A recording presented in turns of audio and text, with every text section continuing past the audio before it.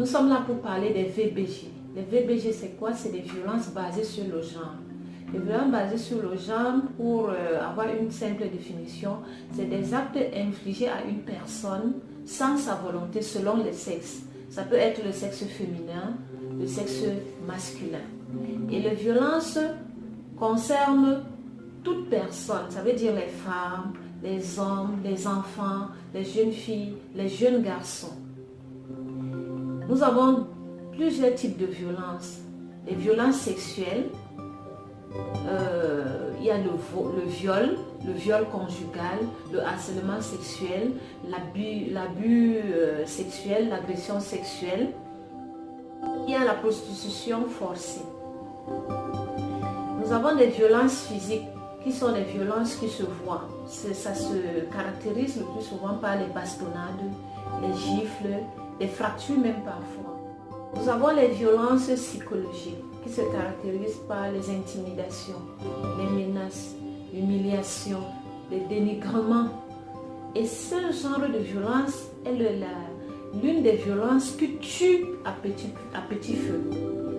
Nous avons des violences économiques. Généralement, ça se caractérise par le contrôle de celui qui a plus de pouvoir sur l'autre. Je prends l'exemple d'une femme, par exemple, qui est dans un foyer et qu'on lui empêche de mener une activité pour pouvoir avoir une vie meilleure. Soit elle mène même des activités, elle va faire son travail, mais elle n'a pas le contrôle de ses revenus. Et ça se caractérise parfois par la privation de certains besoins, tels que le besoin alimentaire, le besoin de prise en charge. Ici, dans notre hôpital, par exemple, on retrouve régulièrement des jeunes femmes, des jeunes filles abandonnées par leurs partenaires parce qu'elles n'ont pas d'assistance.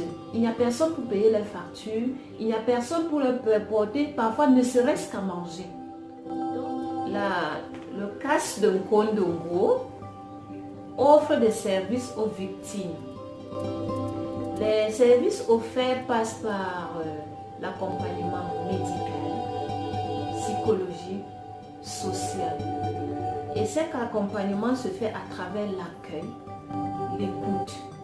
Je vais par exemple prendre le cas d'un viol. Quand un enfant se fait violer, il y a des dispositions à prendre au niveau de la prise en charge médicale. Il faut l'amener à l'hôpital pour qu'on essaye de mettre l'enfant en sécurité en ce qui concerne les maladies sexuellement transmissibles, par exemple. Je vais prendre l'exemple du VIH. Quand quelqu'un se fait violer, il ne faut pas qu'il reste à la maison, qu'il vienne tout de suite à l'hôpital pour qu'on puisse prendre des dispositions. Il peut avoir des blessures qu'on doit soigner. Et cette prise en charge se fait dans la stricte confidentialité, dans le respect de la personne et dans la confiance. Quand une personne a ce genre de problème, le CAS de Nkondongo est disponible à leur souvoir. Donc, ils peuvent venir pendant les jours ouvrables au service social, avoir une réponse à leurs problèmes. Pour retrouver le CAS de Nkondongo, ce n'est pas compliqué.